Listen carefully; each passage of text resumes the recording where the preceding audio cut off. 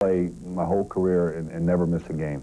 And then when that happens, you kind of feel a little vulnerable, and then you also appreciate what's going on the field and the things that you miss. You know, just being out there in a game like and winning the game like the Jets and the Jets game, and the feeling you get after that game and with your teammates and everything, you miss that kind of stuff.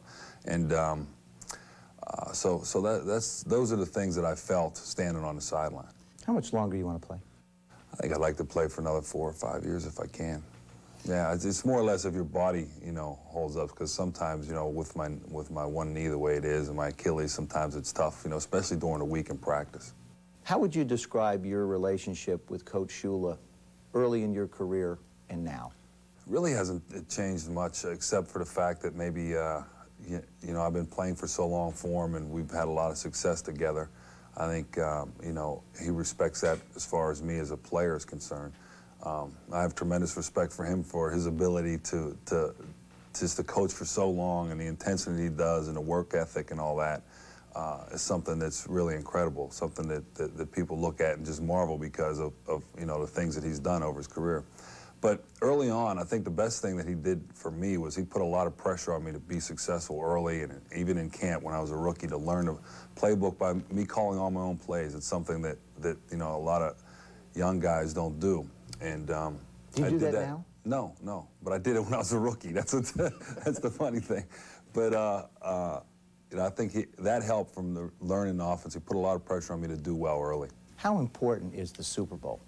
It's extremely important because, you know, that's what you're working for. I mean, that's why you go through camp and you do all this practice, all this hard work, and in the off season and everything, is to have that opportunity to win a Super Bowl. And it's extremely important for me. But I've got to the point now where, you know, I can look at it and say, if I don't win one, I know that I've been working hard enough and I had a great career where you know, it's not going to be extremely disappointing, although it would be disappointing.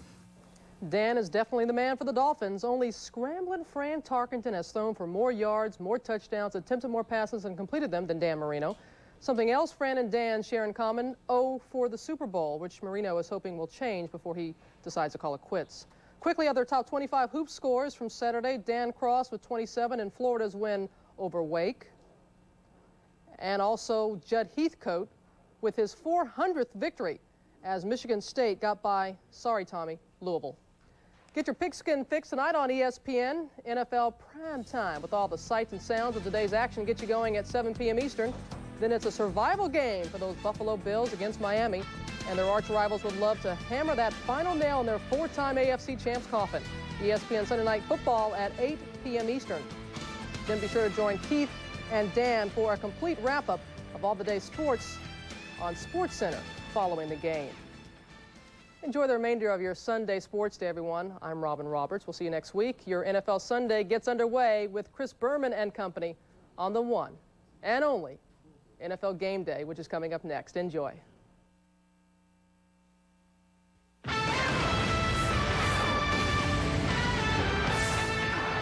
NFL Game Day coming back for Week 14. Can the Chiefs come back from yet another injury? Joe's. At Arrowhead, they face John Elway, looking to rescue the Broncos with the greatest comeback of his career. Despite season-long distractions, the Cowboys are on the verge of another division title. But at 6-6, can the Bills come back for another Super Bowl run? On ESPN, they face Dan Marino. His comeback has Miami atop the AFC East. In the West, Deion and Andre coming back for round 2. Jim Everett comes back to face the Rams in L.A. And Buddy's coming back to Houston, but his sparring partner won't be there. We'll also examine the story of Stanley Wilson. A cocaine binge sidelined him for Super Bowl 23. I believe that if I would have played in the Super Bowl, we'd have won. Quite a combination on NFL Game Day.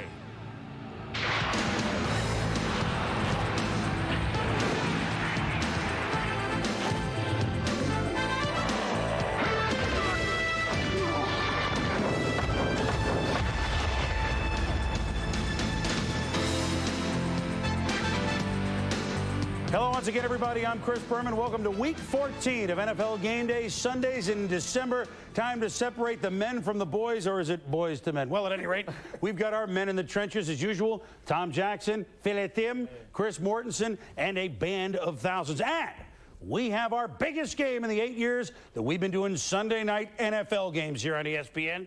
Dan Marino on the Miami Dolphins trying to get rid of their and the AFC's nemesis, The Buffalo Bills. The AFC champs are on the ropes at 6-6. Can the 8-4 Dolphins change conference history in the 90s? Our men are on the scene. Mike Patrick, Joe Theismann, Mark Malone. Plenty on this game later in this edition of NFL Game Day. Miami and Buffalo are two of the 25 teams still alive of the postseason. The Dolphins, Chargers, and Browns can clinch playoff spots this weekend with wins and a combination of others losing. 49ers, of course, already in. Two other teams control their own destiny with wins today. Steelers can assure a wild card spot. The Cowboys can clinch the NFC East. 3 weeks ago, it looked as if the defending champion Dallas Cowboys could be in danger on December 4th. They were 8-1. Philly was 7-2, breathing down their necks. But 3 losses later, the Eagles are now 3 back with the cheesesteaks flying. If the Cowboys can win their 14th straight divisional game, they'll win their 3rd straight NFC Eastern crown. Not a lot of nail-biting over the fact that Rodney Peete will get his first start as a Cowboy. Let's head to the vet and get this week's Dallas quarterback shuffle straightened out. Leslie Visser.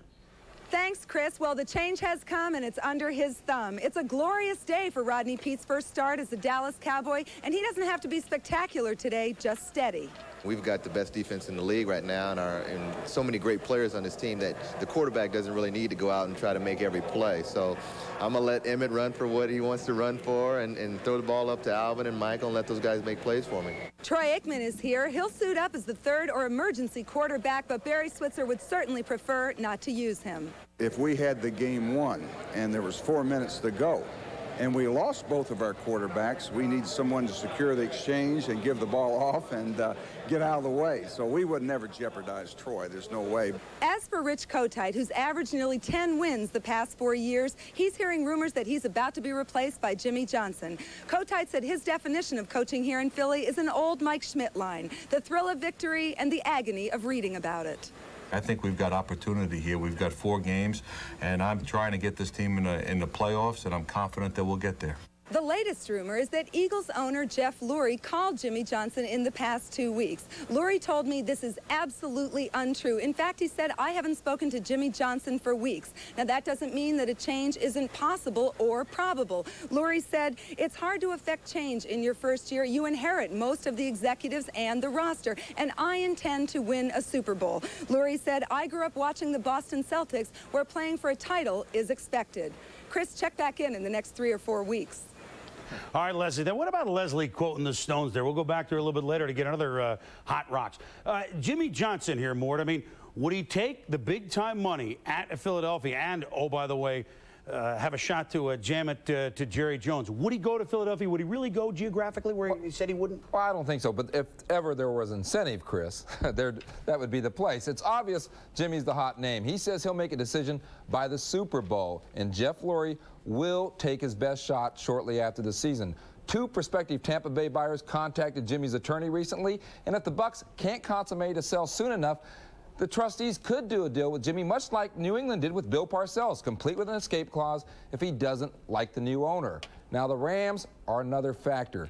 They could announce their move any time to St. Louis as early as tomorrow, although a team official denies this, after meetings between lawyers basically closed the deal on Friday, Chris. I don't think Chuck Knox is going to St. Louis. Which would open it up for Jimmy possibly. Jimmy, you think maybe he'll coach 4 or 5 years at a big salary that he's demanding and then get out, but we shall see. Let's get back to the game here, Phil. Now, quarterbacks. Yeah, quarterbacks, yeah. Quarterbacks. Why is it always quarterbacks with you? Hey, Jason Garrett, hard to do much better than he did in the second half on Thanksgiving, yet it's Pete. Yeah, he did a good job, but there's a lot of reasons why you go with Rodney Peete. First, he started near 50 games in the NFL. Jason Garrett, 2 starts. Rodney Peete's more mobile and has a stronger arm, which will come in very handy today because the Philadelphia Eagles defense is going to put 8 people near the line of scrimmage to try to stop that Cowboy running game and Emmitt Smith. Sideline passes, which the Cowboys love, will be a big part of their offense.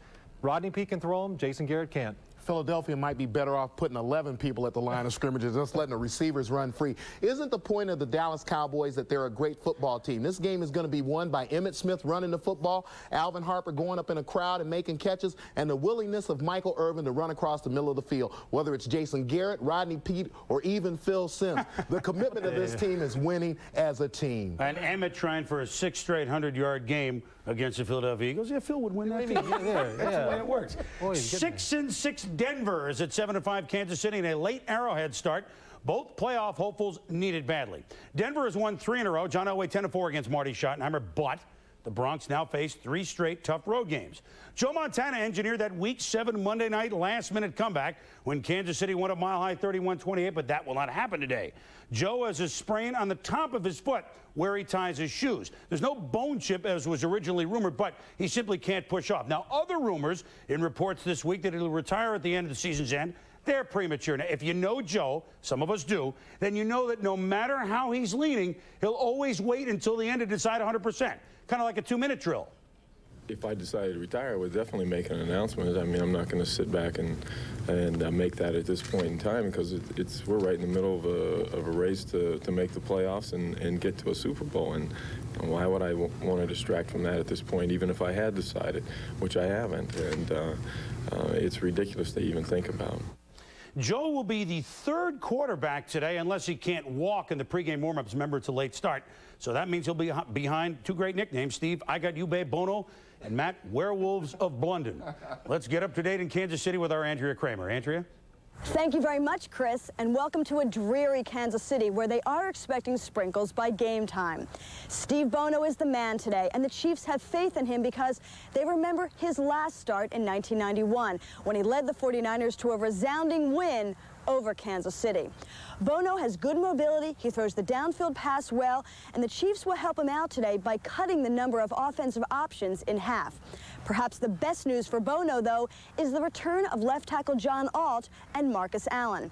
Marcus is a former high school quarterback, and he'll be the emergency quarterback today. And he joked that if he gets in there, he's going to audible on every play and throw the ball long.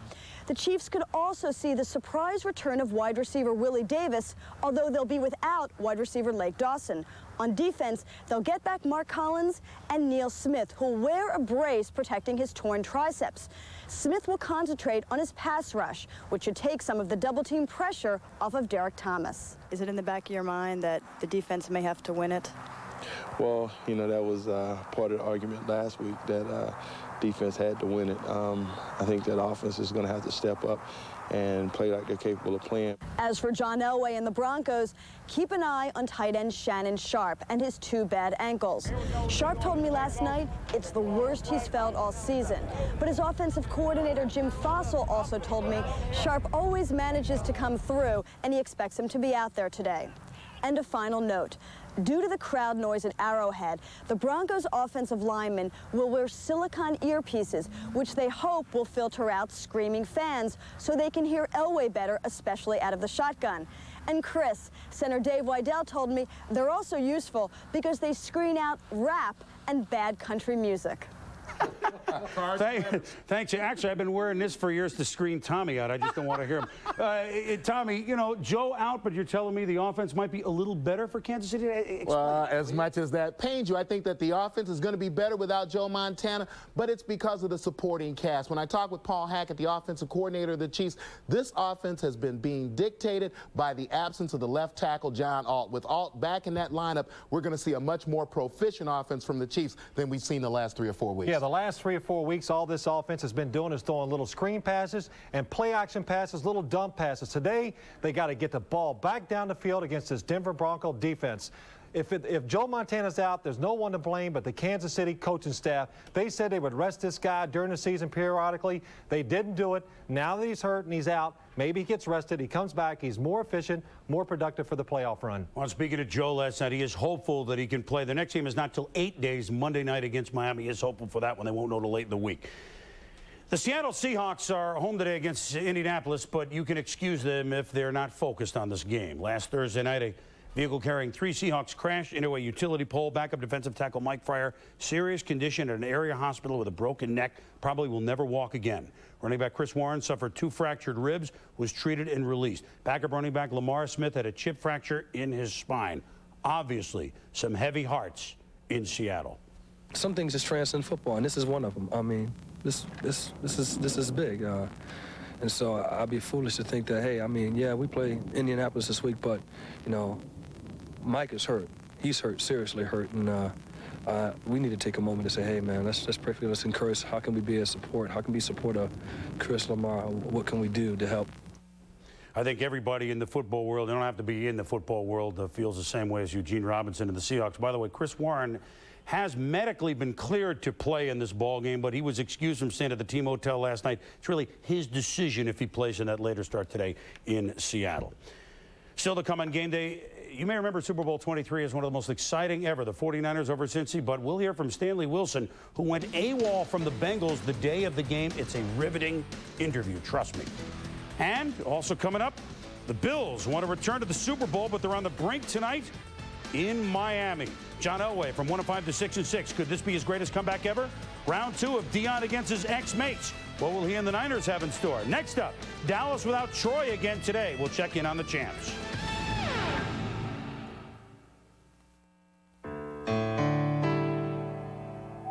150 years ago, Mr. Levi Strauss made the world's first blue jeans. Today, they still sew a few Levi's jeans the real old-fashioned way. And those are the ones with the genuine red tab on the back pocket. They cost a little more because they cost more to make. But if you want the real thing, head straight for County Seat, the place to go for men's and women's Levi's red tab jeans.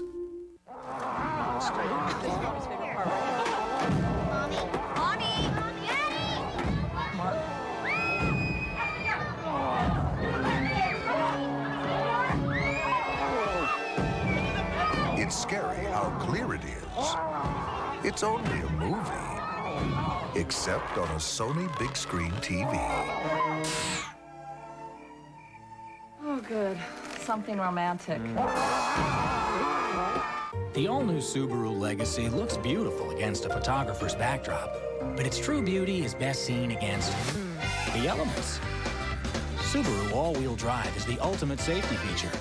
It reacts instantly, transferring power automatically from the wheels that slip to the wheels that grip. So you can safely weather even the worst of weather. The all-season, all-road, all-wheel drive Subaru Legacy. The beauty of all-wheel drive. Listen, this stuff that we make, it's powerful. It makes you powerful. The stuff that we make, it's powerful. Take it. Listen. Gather up your ideas, run with them. It makes you powerful. Just do something amazing. We're in your corner, and we can't wait to see what you're going to do. The stuff that we make, listen.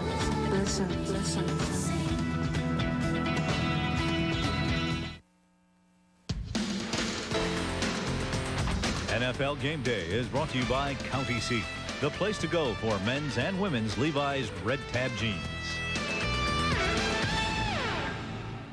Yeah, football, it knows all. More, you know, the Cowboys' new quarterback today. They had new uniforms, new front office scenario this week. Oh, by the way, let's not forget a new head coach this season. But same results. This team is unbelievable. Chris, I really think lesser teams may have folded by now. Maybe it's the environment that Jerry Jones and Jimmy Johnson created. Or as Nate Newton said, no, it was Tex Schramm who made the Cowboys so big that nothing, as Nate might say, no matter what, can knock this team off track. Just another helmet-wielding, bench-clearing quest for a third straight Super Bowl. Nothing but the standard steal the tripod from the photographer, use it as a weapon Kodak moment. You see one angry cowboy hurl a garbage can, you've seen them all. Jazz, come back. If it's week 14, it must be last week's NFC Offensive Player of the Week being benched. Jerry and Jimmy still feuding. The NAACP pressuring the team to hire more minorities. And the new uniforms don't fit. If the Cowboys seem underwhelmed by the crisis of this week, it's because having a crisis every week has a numbing effect. This team, in my opinion, has gone through more distractions, has overcome more than at any period since I've been here. And yet the Cowboys are 10-2, 2 games better than they were at the same time last year. With all the distractions and what have you, this team just seems to keep moving on. Well, it should. I mean, why should it surprise you? It's the best team in football the last couple of years. It's a neat trick having distractions, but not being distracted by them. During their climb from the bottom to the top of the NFL, the Cowboys have built up an immunity to distractions. We've got a lot of great players on this football team, but yet you don't hear about us bickering within our own team. Distractions are easily deflected when, despite 2 straight Super Bowl wins, a team still has goals. Give me a ring. Another one. Another one. When you expect to win and you want to win and you prepare to win, 9 times out of 10, that's what happens. Only one thing unnerves the Cowboys, and a 21-14 loss notwithstanding, it's not the San Francisco 49ers. Injuries is really, in my opinion, the only thing that can stop us. Pro Bowl tackle Eric Williams is out for the year with a knee injury. Crisis. Troy Aikman has a lingering knee problem. We need our general back real fast. And there's been a rash of minor injuries that combined are causing major concerns.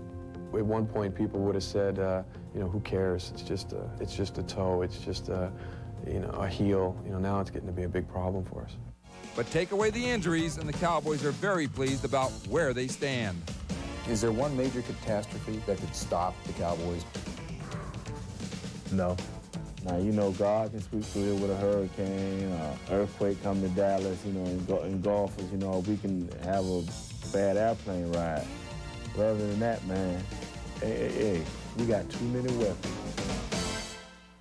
Now, some people may find this hard to believe, but this team is not as arrogant as their image. Confident, yes, but I sensed a genuine respect for the 49ers. No fear, respect. And they are certain that there is one more great game left to be played this year against the 49ers. Only question is, will it be in Dallas or San Francisco, Chris? Well, there's respect both ways. We all look forward to that. So do the 49ers. They will be ready more. San Francisco, of course, has already clinched their 11th NFC West crown in 14 seasons. They hope to keep steamrolling to their 8th straight win in the rain at Candlestick today against Atlanta, a team they rolled 42-3 back in Week 7. You remember that game. 4 touchdowns from Steve Young, who, oh, by the way, last 7 games, 17 TDs, 1 interception. And, oh, yes, Deion Sanders' 93-yard interception return for a TD after squaring off with ex-mate Andre Bad Moon Rison in their 12-round cruiserweight bout. More jabs coming today at the stick.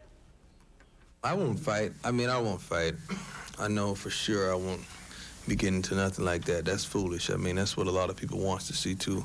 Guys like us fist fighting, and that's not the way to go. I mean, if I'm hit and if I'm belittled of any sort, that might come out, but I don't think it will. See, gentler people out in the Bay Area, Phil. Oh, yes. There's no fighting involved. We got Deion and Rison center stage today, do you think? Yeah, it could be. If the Atlanta Falcons want to get these two singled up against each other, they can. All they have to do is take 3 receivers, put them to the right, Andre Rison to the left where he always is. The 49ers would counter on defense with taking both safeties, putting over the top of the 3 receivers. That'll give Deion and Andre one-on-one with half the field. The question is, do the Falcons like this matchup, and how many times will they go to it? I got to think they'll try it sometimes. You know, Rison wants to try it. That's I'm for sure he does. Late start today at Candlestick could be wet. The Hartford Rams are at home today, hosting the Saints in a rematch of this season's wildest game. I have to do it. I live in Connecticut. 37-34 New Orleans in Week 8 with 4 returns in that game of over 90 yards, 2 by the Rams, 2 by the Saints' Tyrone Hughes. First return to Anaheim for Jim Everett, who quarterbacked the Rams for 8 seasons, including 1989, when he took them all the way to the NFC title game. Rather interested in Minnesota's Thursday win over Chicago in OT, the Green Bay Packers and the Detroit Lions. They're both at 6-6. They meet at the Silverdome today. Mike Holmgren 5-1 against Wayne Fontes, including 38-30 in Week 10. Loser, obviously, in playoff jeopardy, but consider this. The Pack host Chicago next week. The Lions host Minnesota in Week 16. The point is, today's winner could still win the NFC Norris Division. Still to come, a story you do not want to miss. Former Bengals Stanley Wilson, part of the '88 Super Bowl team, remembers the night before the biggest game of his life. And all of a sudden, I'm in a room, you know, with a bag of cocaine, and I'm snorting this cocaine, and I'm smoking this cocaine. Monica.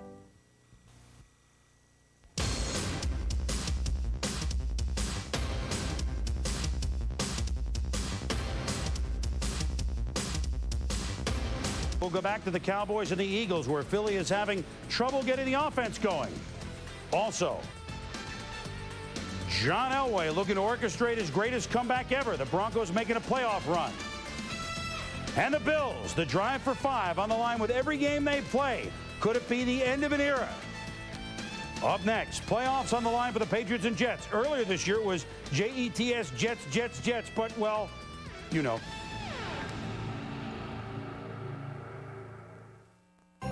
What are you getting little Al for the holidays?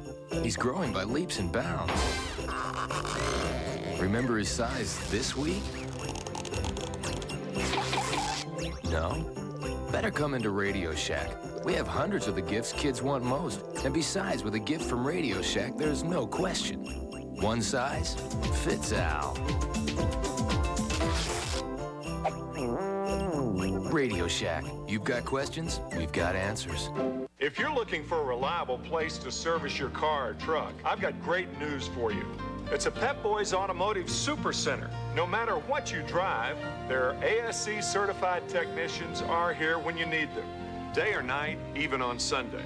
For Rebestus brakes, TRW rack and pinion repair, diagnostic tune-ups, even air conditioning. For dealer quality service at prices you can afford, come to Pep Boys and drive away happy. This is Bruce Smith's shoe, man. Wait a minute. This is Rod Woodson's shoe. I have visions of Rod Woodson. I see him lurking like a shadow. I sense he's somewhere lurking. I hear his heartbeat. Ba-boom. Ba-boom. Ba-boom. Rod? They're the ones who ran away with it all. They have the inside line, the hardest hits, the perfect season. Now they get theirs on the Home Depot College Football Awards Show, Thursday at 9:30 on ESPN. NFL scores and details. Get them as they happen or whenever you want them from ESPN Net on Prodigy. Inside info, stats, transactions, scores, previews, reviews, all at the touch of a button. Call 1-800-ESPN-PRO to subscribe. Get connected with ESPN Net on Prodigy. Hey, when they play Saturday football, we're there for you. On Saturday, 11:30 a.m., half-hour edition of Game Day, and a special start time next week only on Sunday, 11:45 a.m., a morning kickoff on Game Day twice next week. It's the Jets at the Patriots, each at 6-6, but each team coming in on a different role. Things are so bright in New England, they're fluorescent. The Patriots have won 3 straight, while the Jets, well, they were the Jets when they were undressed by Dan Marino last Sunday. But the Jets have beaten the Patriots 8 of the last 10, including 24-17 this season, and they're fired up about Art Monk catching a pass in his 177th straight game, which would tie Steve Largent's NFL mark. Let's head to Foxborough and join our Pam Oliver. Pam? Beautiful day in New England. Lots of sun, game time temperature in the 60s. For the New York Jets, it's been a week of soul searching. Pete Carroll told us that he has no idea how his team will respond in this key divisional game after blowing it against the Dolphins last Sunday. Well, one of his team leaders said the Jets, players and coaches alike, had better face what happened if they expect to fully get over it. You have to do that as a football team to kind of say, oh, forget about it and not worry about it. I think it would be stupid. Here we are with our next crisis game, and it's very, very important. The fact that they're in our division, the fact that we're tied, the fact that the whole AFC is still up in the air, gives you all the motivation in the world to hopefully play well. The Pats have equal reason to be motivated. With a 3-game win streak and a chance to move into second place behind Miami, New England finds itself in pretty unfamiliar territory, alive and kicking come December. I don't think it's been that way since I've been here, where the divisional race has been so close. And it's a great feeling to go into the last month of the season fighting for something other than your pride. They think, okay, you get a little better and you did a little better at the end of last year, and you get a little, now you're in the race. Things are going to naturally happen. It's going to happen. Not true. Not true. Big mistake.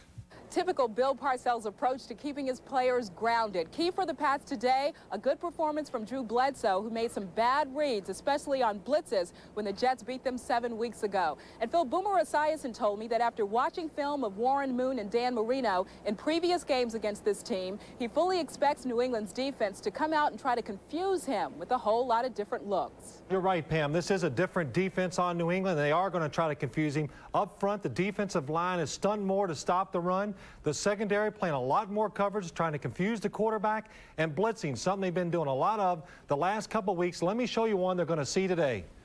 Here you're going to see the Indianapolis Colts on offense, the Patriots on defense, the 2 deep look, 2 safeties, the 5 underneath coverage. Indianapolis on the left hash, the short side of the field. Maurice Hurst, you saw him atop, is going to blitz. The quarterback hits his blind side. He doesn't see the blitz. He gets hit. He fumbles. Expect to see that today, except it will be on the right hash because Boomer Esiason is a left-handed quarterback. They want to come to his blind side. Boomer, who loves those long play-action fakes, better be careful today on first down because New England is going to run this blitz a few times. Yeah, and offensively for New England, Bill Parcells is able to do a couple of things unique to his personnel. Most teams use the wide receivers to clear out the underneath areas for the tight end and the running backs. When you have a Ben Coates, you can do just the opposite. Ben Coates here, week 1 against the Miami Dolphins, a double zone again. You see the two safeties splitting the football field. Look at him get by the linebacker, get into the middle of those two safeties, and then once he catches the football, and you have to imagine Ronnie Lott and Brian Washington trying to do that same thing today, look at how he gets by and gets to the end zone. Big problem today for the Jets. Well, Tommy, Pam spoke to it in her piece there. And last night at the team hotel, Pete Carroll was still working on the team's psychological approach to this game, whether they've gotten over that Dolphins game. On Wednesday, he put the teams in pads. They were so emotional, so intense, so physical, he took them out of pads and said, save the hitting for this game today. You know, I was impressed with Pete's maturity, Mort, because not at his Monday press conference, but Sunday, immediately after the game, he said, hey, my job now is to make sure that loss to Miami didn't sap the team for the rest of the year. That's Sunday. That's maturity beyond a first-year coach. We'll see if it works. Back to the Broncos and the Chiefs. Denver was the second-to-last team to win a game this season, yet here they are in the hunt at 6-6. Quite a comeback, but then again, John Elway, he's done this before. Let's go back to Arrowhead and Andrea Kramer. Thanks very much, Chris. This offseason, the Broncos made big free agent investments on offense, adding Anthony Miller, Leonard Russell, and the now injured Mike Pritchard. John Elway admits this got expectations way out of perspective. And once the season began, the situation only got worse.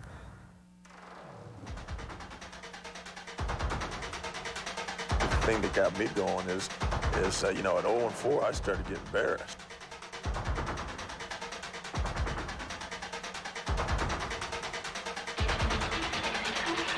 People felt with the people that we brought in that no one's going to stop us. But for the first 12 games of this year, it's been, can I say, not a lot of fun. He was struggling. I mean, he's putting up big numbers, but he wasn't getting it done in the clutch and what he's known for. And see, I think that's what frustrated him more than anything. I thought he was getting a little bit tense about it. Then I would kid him about it. I would make fun of it or light of it, you know, and I would, like when the ball came out of his hand against San Diego, I put a can of Stickum spray and a tacky rag in his locker for him. I said, here, this from your coach, hope it helps. And everybody started to doubt, well, I mean, is the magic gone? Does John Elway have it anymore? You know, and I think sometimes he really looked at himself and say, do I have it anymore? I was just really worried about, you know, some of the decisions that I would make. So, yeah, I mean, there's always a little bit of self-doubt that sneaks in there and, you know, makes you wonder a little bit. Not usually one to need additional motivation, and certainly not lacking in confidence, Elway did find solace and a spark from that other coach in his life, former college coach and current Broncos scout, Jack Elway.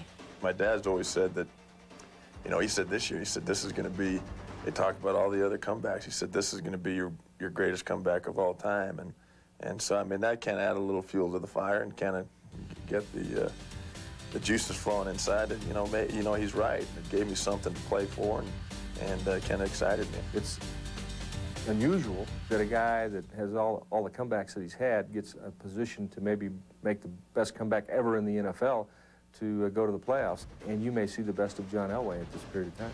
Earlier this season, with his team teetering, Coach Phillips told his players they had to pull together to do things for each other. Well, Elway took this message to heart, and he started running with the scout team, special teams, practicing kick coverage. And he's been having a blast doing it. Playing quarterback's fun, but it gets kind of boring after you've done it for 23 years, you know? Yeah, he pretends he's a real football player and not a quarterback for a little while. That's got to be fun. What does that say to you about him that he is out there doing that? It says that he's going to set an example for the younger players that I don't think I'm too good to do whatever it takes to help this football team. The Mile High mantra still resonates. As Elway goes, so go the Broncos. And very simply, the more he enjoys the game, the better he plays. The fun has returned, and the competitive fires are stoked once again, now that the self-doubts are gone.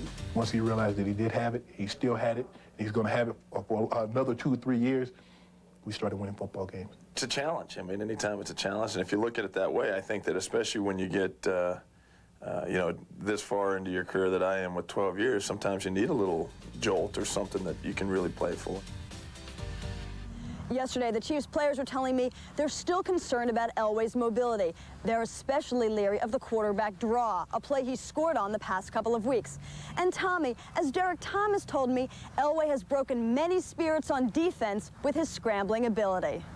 Break a few more today. It's hard to find new areas that John Elway is improving in at this point in his career, but he's gotten better at escaping the pocket in between the tackles. We take a look here at John Elway against the Kansas City Chiefs. You see him focus on a lane, come through the pocket, keep his head up a la basketball players so he can deliver the ball to Glenn Milburn. Now against the Atlanta Falcons, again, look how quickly he spots the spot in the pocket, the weakness in the pocket, escapes. He's still able to get quality yardage even in the red zone. And then on the other side of the football, he's going to need some help. The Denver Broncos have not been putting pressure on the passer, 5 sacks in their last 4 games, and the Chiefs are going to see every blitz package that they have to offer today. Yeah, you know, we've been sitting there all year ripping that Denver defense, but they have played better. That's why they're still in the playoff hunt, and 2 reasons why. Carl Mecklenburg and Dennis Smith, veteran leaders who have helped shore up that defense, make it tougher, and they're not giving up the big plays. But talking about John Elway, he's the sole reason they won 2 big games this year against the San Diego Chargers with his movement in the pocket, converting 3rd downs, and against the Cleveland Browns, a very good defense. He threw the ball so well that day, he overcame their talent on defense. Today, if Kansas City doesn't get pressure up inside, he's going to pick them apart too. Well, Elway has the good speed up the middle, as Tommy just showed, Phil, but you know, they got 2 big backs, Russell and Clark, 230, 240 pounds. Right. If they think Kansas City is soft, I wouldn't be surprised to see Denver run the big guys up the middle, make Kansas City stop them first. Monday night, Raiders-Chargers could be a party at the Murph, as the Bolts could clinch either the division or a wild card berth, depending on today's results. San Diego's Week 4 26-24 to win pretty much set both teams up for the season. At the time, the Chargers, because of the win, went to 4-0. The Raiders, at the time, went to 1-3. Tonight here on ESPN at 8 Eastern Time, 5 on the West Coast, 3 in Hawaii, and I don't know what time even farther east. Western civilization as we know it, or at least in the AFC, can make a sharp left-hand turn if the Miami Dolphins can beat the Buffalo Bills. The Dolphins are frankly sick of the Bills. They're losers of 14 of their last 17 games, losers of 7 of the last 8 against the Bills at Joe Robbie. Buffalo won 21-11 back in Week 6, which tied them then with the Dolphins for first. But now, Miami has a 2-game bulge thanks to Dan Marino's amazing clock play, which he shared with our Joey T. Marino takes the snap from center. He's looking. He throws. Touchdown, Dolphins! Mark Ingram caught it in the corner of the end zone in front of Eric Glenn. Unbelievable. Mark talks about it when he was asked about it. He said, you know, people said, did Danny say anything to you? He says, no, he just gave me the stare. Do me a favor. Give him the stare. No, I'm just, you know, I just give him a look like that. That's that quick? That's it. Because everybody talks about when Dan gets that stare, you got to be ready. Yeah, really, I think he kind of anticipated the fact that we're going to do the play, and I, you know, kind of looked at him before we were running up to the ball. So I think he had a pretty good idea what was happening. I've certainly never seen anything like it, really, in football before. While Marino and the Dolphins smell blood, the Bills are backed up against the wall at 6-6 with little breathing room. They, better than anybody else, know the score tonight. Their predicament is best described by the Doors in Roadhouse Blues. The future is uncertain, but the end is always near.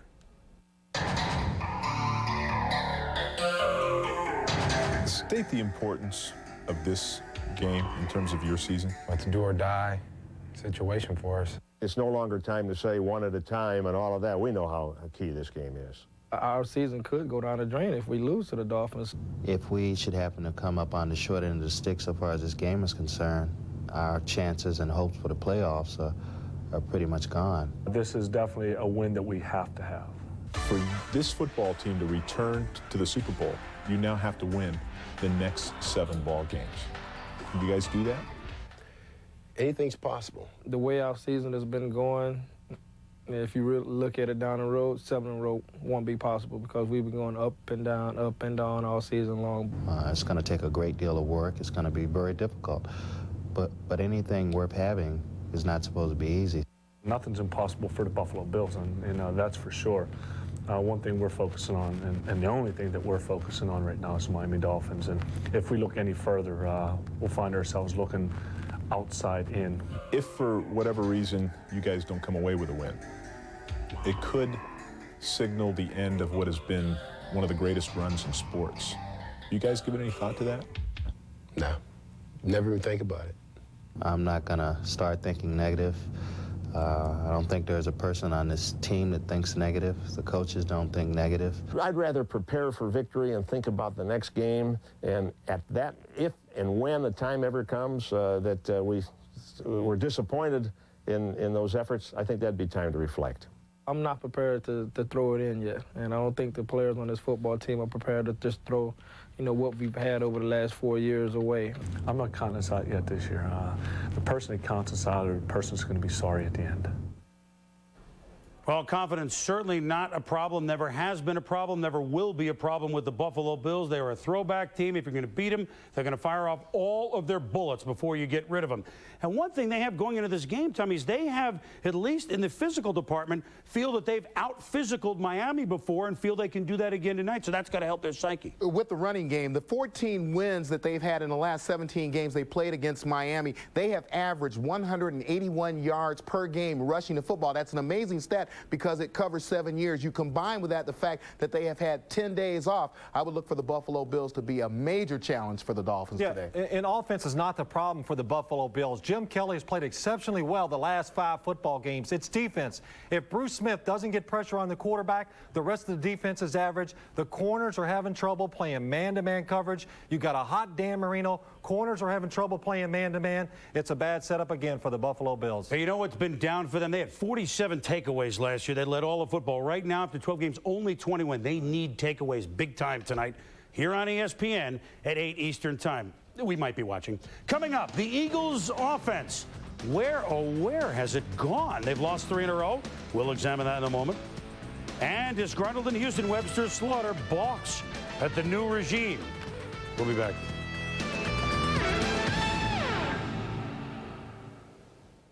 Okay, I've changed my game. The ball, the team, I like change. Changed my underwear. Hanes briefs, Hanes boxers, Hanes flannels, stripes, Hanes cool comfort. Change is good if it's always Hanes. Just wait till we get our hands on you. Strap your helmets on. This is primetime NCAA football from the new Mindscape. 40 college teams, colors, and logos. Year-long stats, blind and snow, treacherous rain. 72 plays, bone crunches, playoff action. It's the hot new sports game from the new Mindscape. NCAA football. Get in the game. So, what do you think? You look tough to me. You just don't see that these days. I'm impressed. I want those qualities on our team. I think we can get them. Let's go ask. Hey, that's Ellie's head scout. Could you come over here a second, son? Yeah, you. Going to the show, baby. Could you turn around? You know if these sweats come in teal? Is that seam double-stitched? Do you like the way it flows? Looking for tough athletic wear? Get Russell Athletic. Get tough. Flexible.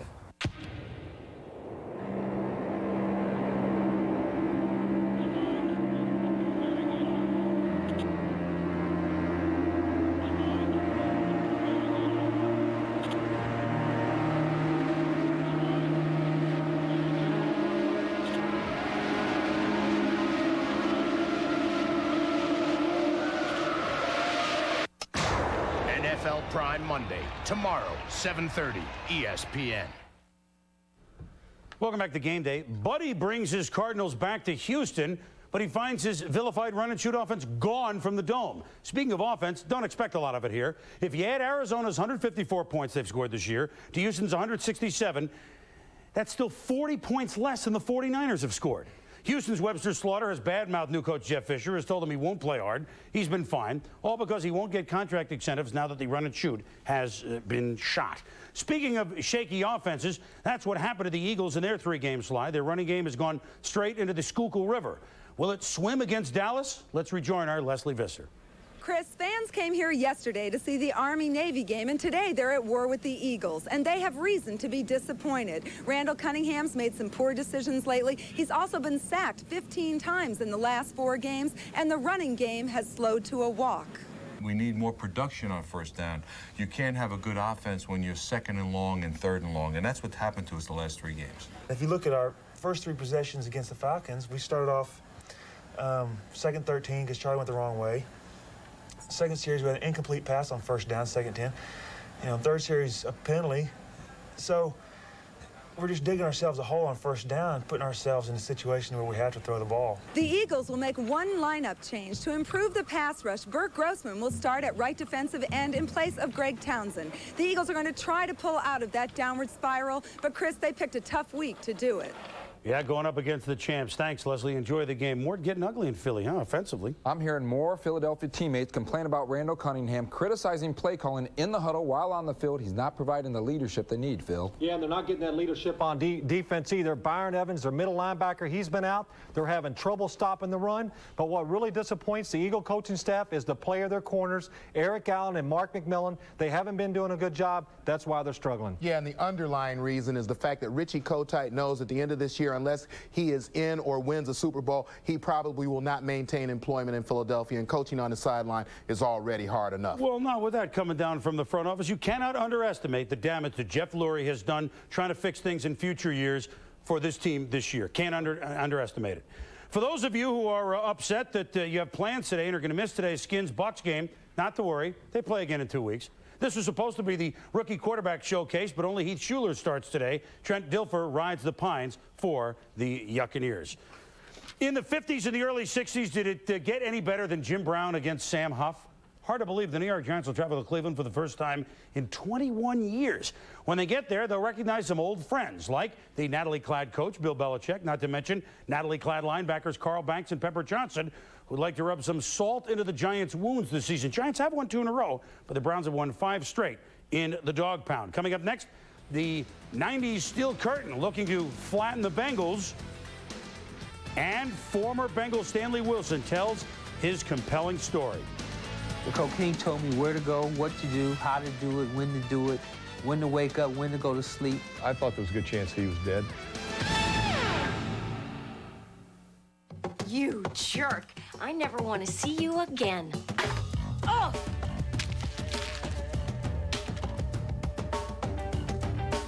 Savan, soft 100% cotton pants.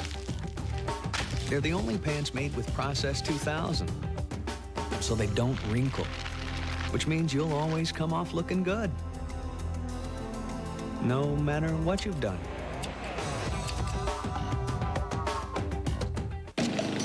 How you doing? Name's Red Dog. Red Dog. Now, I see a lot of you dogs out there yipping and yapping, chasing after anything that moves. Well, sometimes you ought to lay low. And even when someone's trying to yank your chain, just let it ride. Red Dog. Be your own dog. So that when something good does come your way. Red Dog beer. Bold yet smooth. Easy to drink. You can make the most of it. If you're tired, we can stop. When you're in top physical condition, it's not fatigue, it's just a blow. You want to reoxygenate. Barkley and Bird, they do this, see? They're like this here. Ready now? I'm beyond ready. I'm pumped up now. I'm like super pumped. I'm completely ready now to dominate now. Now it's not just I'm ready to play, I'm ready to dominate. All right, to 4. By ones. Today on The Joy of Cooking, how to smoke a puck. Take 12 guys, tough, dress them heavily, put them on ice. Take 1 puck, drop it, add sticks, add skates, mix on high speed, 2 parts drop pass, 3 parts fake shot, equal parts velocity, speed, and adrenaline. Stuff some D, ouch, add 210 pounds of hip check, then top it off with a blistering slapper. Voila, smoked puck. Dig in, NHL 95. EA Sports. It's in the game. Welcome back to NFL Game Day. Are the Pittsburgh Steelers the AFC frontrunners these days? Well, they lead football in sacks with 45, trying to become a rare 3-4 team to lead the NFL in sacks. Of course, the Saints did that 2 years ago. Doesn't happen that often. They visit Cincinnati, a team they struggled to beat 14-10 back in Week 7, as their quarterback Neil O'Donnell was sacked 8 times by the Bengals. But O'Donnell will be very happy to take his chances, making his first start in 3 weeks. No dessert, though, for Barry Bananas Foster. He'll sit out while Bam Morris and John L. Williams carry the football this afternoon. Stanley Wilson was supposed to carry the ball for the Bengals in Super Bowl 23. He scored 2 touchdowns in the team's first playoff game back in that 1988 season. As Jim Rome reports, Wilson was already a 2-time offender of the NFL's drug policy when he gave into his addiction one last time, the night before the Super Bowl. Back to throw Montana. Steps up, throws. Touchdown, 49ers! Stanley Wilson was that wide striding, quick darting, left and right kind of a runner that would have been perfect for that day. A 10-yard pass. The 49ers have scored. If he plays, I think we win. You know, I feel that in my heart. But he didn't play. On the night before the game, at the team's hotel outside Miami, Stanley Wilson gave in to his cocaine addiction. Everything that I wanted to be since I was 5 years old, and that was to play football in the National Football League, and also to play in the Super Bowl. And all of a sudden, I'm in a room, you know, with a bag of cocaine, and I'm snorting this cocaine, and I'm smoking this cocaine, and everything that I ever wanted. You know, I have my family's over at another hotel waiting to see me play the next day. My son is also there. I have aunts and cousins over there waiting for me to play. And all of a sudden, I'm stuck in the bathroom, not being able to move, not being able to even talk. And my coach comes in and he sees me sitting there, you know, in a cocaine stupor. We got security, and security opened the door and looked in the bathroom, and the shower curtain was pulled on the tub, and there he was in the tub. All he can say is, you know, Steamer, what have you done? And I was just lost for words. You know, the drug had taken me down so low, so far, and all I can do was just shake my head. And I started to quiver and shake, and I didn't want anyone to see me. Stanley was driven 40 miles back to the team's headquarters in downtown Miami. Once there, the Bengal coaches put him in a room while deciding what to do.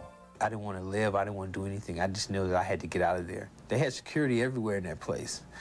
But I was so devastated that I just took off down the fire escape and just started walking the streets of Biscayne Boulevard.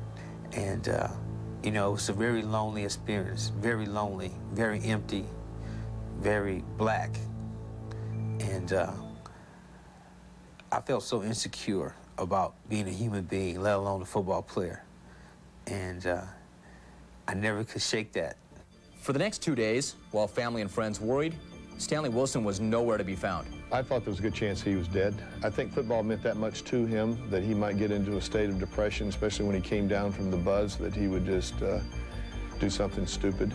I found myself in a crack house, guns and Uzis everywhere, and you know, when you are in a cocaine stupor like that, you have no consciousness of reality or nothing, and I'm taking out thousands and thousands of dollars, and I'm surprised that no one took a gun and shot me and robbed me. You know, I ended up walking the streets too and getting a motel room and sitting there, and some guy, I ended up meeting some guy and getting high with him, and I had got so high and so scared and so paranoid that I couldn't leave the room, that I had him go buy me the cocaine and giving him thousands of dollars, not knowing if he was going to come back. You know, and I was so devastated that I never watched the Super Bowl. Stanley, when you came out of the stupor and you came to and realized what had happened, what was your first thought then? I couldn't scream, I couldn't yell, I felt paralyzed. I felt trapped and incarcerated then. I feel like I've been doing time up until the point that I became born again, because the cocaine told me where to go, what to do, how to do it, when to wake up, when to go to sleep. How hard has it been for you to accept that you decided to get high instead of playing the biggest football game of your life?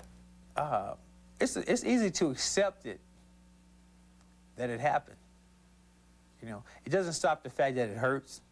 It doesn't stop the fact that a lot of people in my life was hurt by it. I still remember guys putting their hands in their head, and a couple of guys taking their playbooks and slamming them on the floor, and then guys looking around at each other and welling up. I know when I went back to the room that night, I cried out loud. I just couldn't believe that it had happened. I know after the phone call with his mom and dad that I cried. Do you think, Stanley, you cost the Bengals the Super Bowl? I believe that if I would have played in the Super Bowl, we'd have won. Have you seen that Super Bowl even today? No, I haven't seen the Super Bowl to this day. Eventually, I'm going to watch the Super Bowl. I heard it was one of the greatest Super Bowls of all time. And that made it painful also. But at the same time, I'm still alive. The question remains, what was Stanley Wilson doing with drugs the night before the Super Bowl, and where did he get them? In 1990, Stanley sold his account of what happened that night for $200,000 to Penthouse magazine. In the article, Stanley mentioned the names of his teammates who were involved. All those players mentioned have denied using drugs that night. As for Wilson, his life continued to fall apart. He was banned from the NFL, and his obsession for the drug finally landed him in prison, serving 3 years for burglary. When they took you to the cell and they closed the door, and then the realization hit you, this is what I have to pay now. This is what I have to do. I mean, how did that feel? What was that like?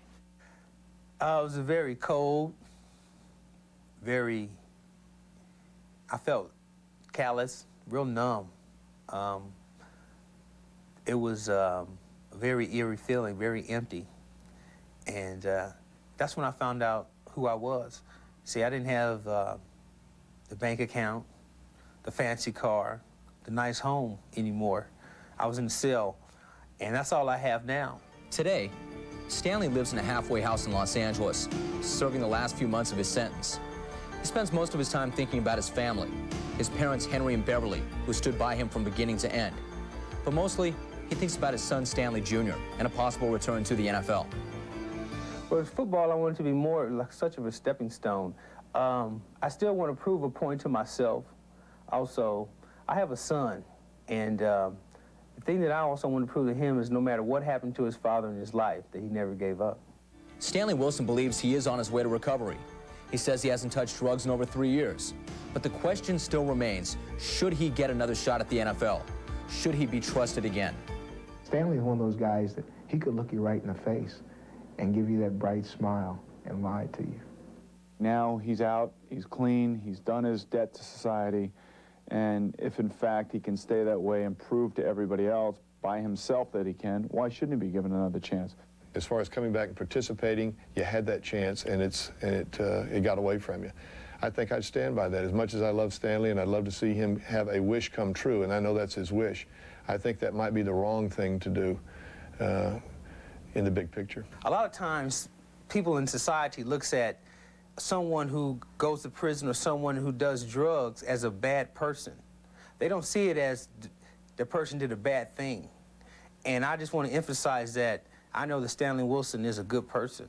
I know that I'm a blessed person, and I know that what I did was bad, and I did it a few times. I did a bad thing, but I'm not a bad person.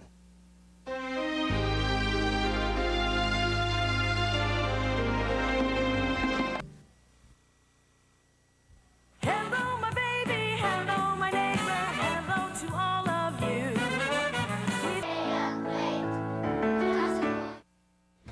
Don't forget tonight on Prime Time, all of Sunday and Week 14's action at 7 Eastern Time. Bills, Dolphins, Joe Robbie Stadium, 8 Eastern.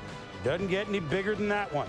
Next week is Saturday game day at 11:30 a.m. for a half hour, and our normal Sunday hour game day, a little bit earlier kickoff, 11:45 a.m. Eastern. We'll be back in just a moment.